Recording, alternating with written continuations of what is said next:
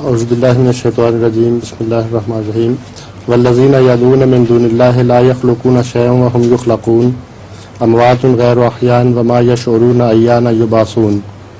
And those on whom they call beside Allah create not anything, but they are themselves created. They are dead, not living, and they know not when they will be raised.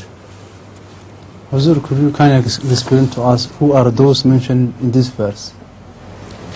All the imaginary idols plus those prophets which have been raised into godhood, like Jesus Christ.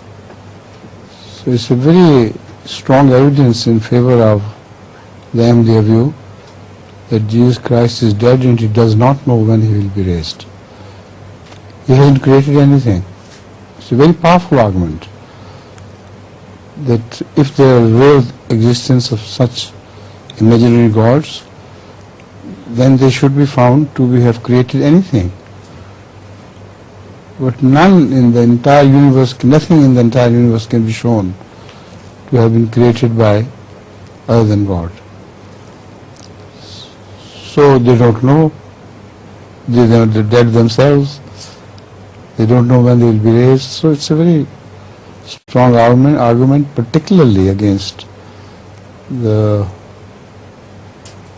concept of Jesus Christ being Son of God.